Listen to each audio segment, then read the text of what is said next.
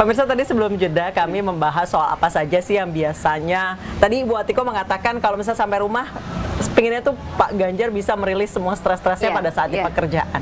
Tapi kadang-kadang Ibu juga suka mengkritik atau mungkin Pak Ganjar suka bertanya. Saran dari Ibu itu biasanya apa aja sih Bu? Ya biasanya ya terkadang kalau pas ke masyarakat atau pas apa, biasanya ini ada masukan dari masyarakat terkait saya jalan gitu ya, atau misalnya kayak PBDB kalau sekarang itu saya sampaikan, kok ini sistemnya sekarang seperti ini, misalnya gitu loh Mbak. Kayak dulu misalnya sistem zonasi ini pada pusing gitu Mbak. Curhatan dari ibu-ibu Iya, curhatan dari ibu-ibu saya sampaikan, tapi saya nggak pernah intervensi terkait dengan kebijakannya ya. Tapi saya hanya menyampaikan apa yang menjadi unek-unek masyarakat karena saya juga menjadi bagian dari masyarakat itu. Bu Atiko, kalau lagi kondisi seperti ini Pak Ganjar masih aktif sebagai gubernur, udah mulai keliling Indonesia juga, waktu bersama keluarga tuh berkurang nggak sih Bu? Pastinya dong. Ya, itu gimana? Waktu untuk keluarga sangat terbatas ya, sangat terbatas. Tapi kita memang sudah niatkan mewakafkan jiwa raga untuk bangsa dan negara ya. Ketika di Jawa Mas Ganjar terpilih jadi gubernur juga seperti itu. Jadi konsekuensinya memang seperti itu. Salah satu we time kita itu malah justru kalau aku sama Mas Ganjar itu ketika olahraga. Kita benar-benar bertemu kan gitu. Kalau anak kebetulan karena dia di Jogja, jadi ya memang tambah susah karena dia juga sibuk. Tetapi kita biasanya janjian, mungkin sebulan sekali lah makan bareng. Kita yang ke Jogja atau Alam yang ke Semarang. Kadang ketemu cuma 1 jam, tapi itu kita gunakan benar-benar untuk saling memahami apa sih perkembangan selama 1 bulan. Bu Atiko, acara tadi adalah Pijar, Perempuan Indonesia Pilih Ganjar. Itu nanti rencana ke depannya kegiatannya akan ada apa aja? Ya, tadi sudah sempat diskusi juga dengan teman-teman, ada yang memberikan ide mau tentang penanganan stunting, kemudian ada yang berkaitan dengan sosial ya, UMKM. Banyak sekali teman-teman Pijar itu yang bergerak di sektor UMKM. Ada Kria, ada ini produk dari teman Pijar, dari Flores tadi saya beli ini, kemudian makanan, batik. Itu karena kalau kita melihat, kalau kita mau penanggulangan kemiskinan, pemberantasan kemiskinan, UMKM itu menjadi tonggak kita, menjadi foundation kita, menjadi daya ungkit kita untuk bisa memberdayakan masyarakat, khususnya ibu-ibu, karena ibu-ibu itu luar biasa tangguh. Selama pandemi itu kita bisa melihat bagaimana survivalnya mereka. Berbicara soal UMKM dan pandemi, Pak Ganjar juga sempat melakukan beberapa inovasi pada saat mulai pandemi. Hampir seluruh sektor ini meredup, UMKM justru berjaya. Banyak yang kemudian tumbuh UMKM baru. Sejauh ini Ibu melihatnya seperti apa sih Bu? Dan sekarang kan kebanyakan tadi Bu Atiko bilang bahwa yang berjaya di UMKM adalah ibu-ibu. Respon Ibu bagaimana? Karena ibu-ibu tuh kan memiliki ketelatenan, kemudian koneksinya itu banyak loh. Misalnya dia punya komunitas ibu-ibu anak anak-anak sekolah, ibu-ibu pengajian. Jadi komunitasnya itu banyak, ibu-ibu arisan. Ini adalah captive market. Kemudian kalau mereka diberi edukasi masalah digital marketing ya, nanti mereka bisa merambah ke dunia marketing untuk digital. Mereka memang yang perlu kita dampingi dari sisi salah satunya itu teknologi kalau untuk ibu-ibu. Tetapi kalau dari sisi semangat, kemampuan untuk belajar itu luar biasa sekali. Bu Atiko bekerja juga, mendampingi Pak Ganjar juga. Mengurus, tadi Ibu sempat bilang bahwa saya bebas tugaskan Pak Ganjar dari masalah rumah tangga. Ibu bagi waktunya gimana? Saya sih biasanya marah-marah terus. Saya kebetulan udah tahun lalu sudah resign ya. Kayaknya saatnya saya benar-benar untuk fokus mensupport Mas Ganjar. Jadi memang karena usia saya juga sudah memenuhi, karena sudah 50 tahun, jadi sekarang kan 52 ya, jadi bisa untuk resign. Kemudian kalau membagi waktu, memang skala prioritas. Skala prioritas, saya berusaha misalnya keluar kota yang benar-benar penting. Kalau yang nggak penting, diwakilkan saja ya. Kalau yang benar-benar prioritas ya. Kemudian yang dampingi Mas Ganjar juga seperti itu. Mana yang harus saya dampingi, mana yang tidak perlu. Kan ada yang tidak perlu. Iya. Kayak rapat dengan DPRD kan malah nggak boleh Iya, gitu. iya, iya. Misalnya ke masyarakat biasanya saya dampingi itu. Kemudian kalau ada beberapa kegiatan yang bentrok, ini nanti saya kalkulasi sendiri. Ini positifnya apa, ini positifnya apa, nanti saya timbang-timbang, saya pilih yang mana, nanti konsultasi ke Mas Ganjar. Apakah saya perlu mendampingi Mas Ganjar, atau saya ke acara saya sendiri seperti sekarang, Iya. atau saya mendampingi anak, ketika anak mungkin ada kegiatan yang lain. Itu Mbak. Itu dikalkulasi, Bu? Kalkulasi Wow. secara ini ya. Iya. Untuk ya kan kalau dari sisi teori misalnya ada alternatif Iya. kebijakan. Nah nanti Luar biasa, Ibu. analisa SWOT. Analisa SWOT di otak aja sih. Oh, saya milihnya yang ini seperti itu. Wah, itu setelah jalan rumah tangga berapa lama Ibu akhirnya bisa Oh ya. kalkulasi, oke, ini yang penting, ini yang enggak, oke, yang ini saya kalahin, saya ambil yang ini, gitu.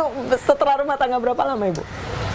Ya memang dalam menjadi seorang ibu, menjadi seorang istri dan berumah tangga itu kan pekerjaan Multitasking banget. Iya, multitasking dan learning by doing ya. Nggak Iya. mungkin tiba-tiba kita langsung paham kehidupan berumah tangga itu seperti ini. Yes. Jadi pelan-pelan gitu kita saling memahami, baru dulu juga pasti ada friksi-friksi. Iya. Ketika saya juga harus ada kerjaan kantor yang penting, Mas Ganjar kemana, padahal anak juga butuh kita, siapa nih yang harus mengalah itu. Begitu ada perjalanan waktu, ketika Mas Ganjar menjadi gubernur, otomatis dia prioritas pertama dalam pekerjaan. Oke. Jadi nggak mungkin pekerjaan Mas Ganjar itu dikalahkan oleh pekerjaan saya. Oke. Itu ya. Kemudian kalau dari sisi keluarga, itu anak yang prioritas pertama. Jadi ada bobot-bobotnya seperti itu. Misalnya ada beberapa prioritas yang harus saya lakukan, tapi ternyata hari itu juga adalah jadwal anak saya nerima rapot. Saya akan datang ke nerima rapot. Yang lain saya kalahkan, atau saya cancel, atau diwakilkan. Seperti itu. Karena menerima rapot itu cuma setahun 2 kali. Yes. Setahun 2 kali, dan masa sih setahun 2 kali saja kita tidak ada waktu. Itu sementara untuk pekerjaan yang lain itu kan masih bisa didelegasikan. Itu Mbak. Wow, luar biasa. Bu Atiko tadi bilang ya memang membagi tugas masalah rumah tangga, parenting dan lain sebagainya itu adalah sesuatu yang learning by doing. Iya. Ibu proses learningnya bagaimana, Bu? Learningnya ada 2 ya, malah 3 mungkin ya. Yang pertama mungkin saya berkaca dari bagaimana keluarga, orang tua saya mendidik saya, tetapi kan tidak semua itu sesuai dengan zamannya. Yes. Ya, tapi ada fondasi-fondasi nilai-nilai yang value yang bisa tetap kita terapkan sampai saat ini. Mungkin misalnya tentang sopan santun, kemudian tentang agama, tentang fondasi kehidupan, itu masih bisa terapkan. Tapi yang lain itu tentu saya juga mengkombinasikan dengan pola parenting Mas Ganjar, dan yang ketiga membaca, mengamati, kemudian juga bertukar pikiran dengan sesama orang tua dan dengan ahli, karena kebetulan saya sering sekali acara-acara juga dengan para psikolog, kemudian ya jadi saya di situ saya banyak belajar. Ketika kita menghadiri seminar, kita mengikuti acara diskusi atau talk show seperti ini, banyak sekali ilmu yang bisa kita petik. Nah itu nanti saya pilah-pilah ini yang cocok, karena sebetulnya setiap anak itu unik. Jadi dalam mentreatment, dalam pola pengasuhan, dalam pola membesarkan dia itu juga pasti berbeda-beda. Ya, belum tentu yang diterapkan keluarga A cocok dengan kita, karena anak kita berbeda. Anak kita mungkin ada yang introvert, ada yang ekstrovert. Kemudian dari sisi yang ekstrovert itu juga mungkin potensinya ada yang dia di olahraga, ada yang kita kan beda-beda. Ya, tapi bagaimana kita bisa menggali potensi itu. Tapi tentu belajar terus-menerus, karena menjadi orang tua itu belajarnya seumur hidup. Pengalaman selama di dunia kerja, Ya. seperti apa saling support antara sesama perempuan, antara sesama ibu di dunia kerja yang ibu alami, hingga akhirnya ibu Iya. di usia sekarang baru resign gitu. Apalagi Pak Ganjarnya sementara sibuk banget. Iya, jadi pengalaman ya, terutama ketika anak kecil. Ketika anak kecil itu kita memang harus membangun koneksi, membangun bonding dengan teman-teman yang satu ruang dengan kita, yang satu pekerjaan dengan kita ya. Jadi ketika misalnya anak kita sakit, itu nanti ada yang membackup karena anak sakit dan dia itu di rumah sakit, sementara Mas Ganjar ada di Jakarta.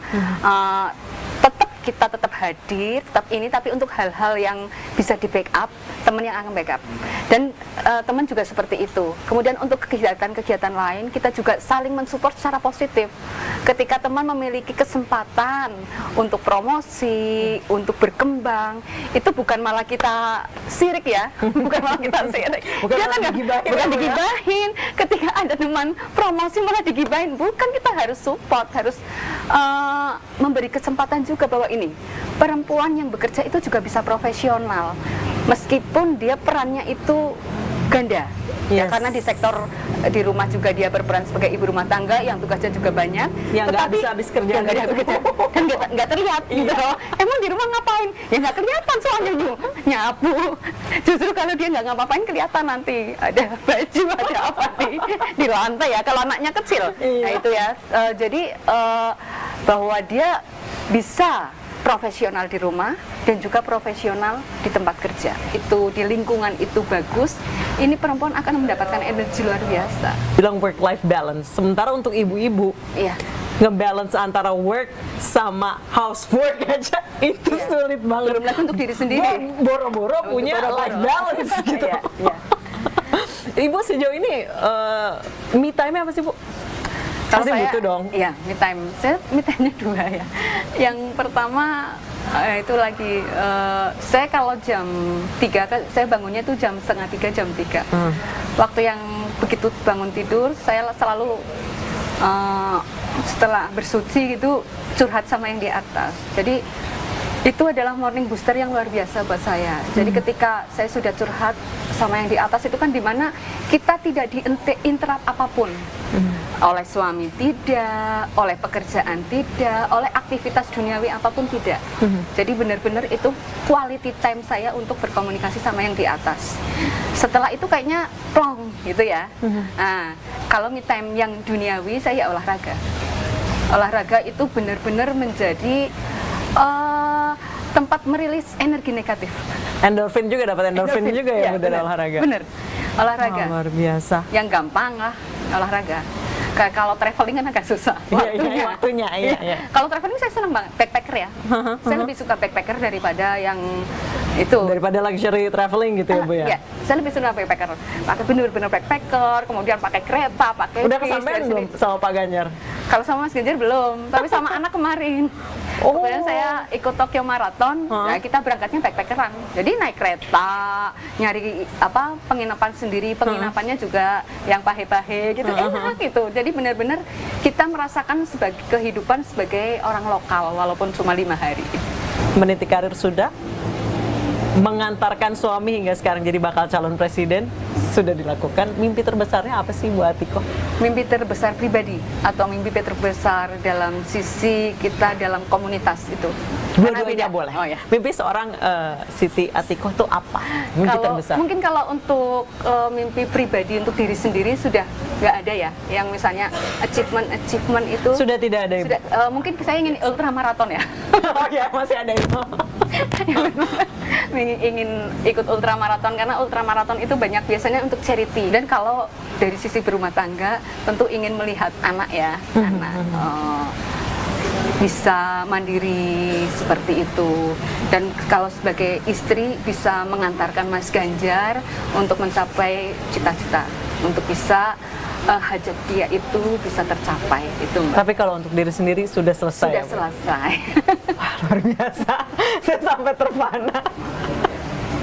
Ibu, pesan untuk perempuan Indonesia apa, Ibu? Apakah ada pesan khusus untuk perempuan Indonesia? Ya, kalau menurut saya ya, menjadi perempuan itu adalah anugerah dari Yang Maha Kuasa, karena lewat tangan kita itu kita diberikan kunci untuk bagaimana kita mencetak generasi yang berkualitas.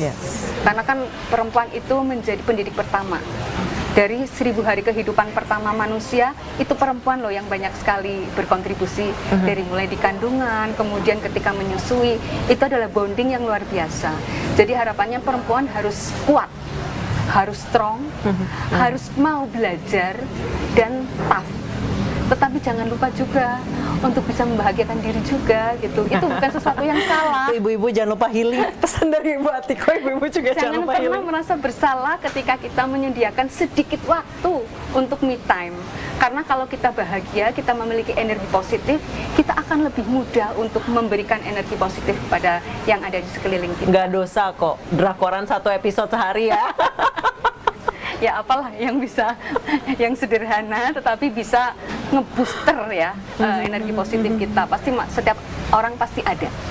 Ya. Baik. Terima kasih banyak Ibu Atiko. Saya sebagai perempuan yang masih middle, terjun ke masyarakat, belum senior.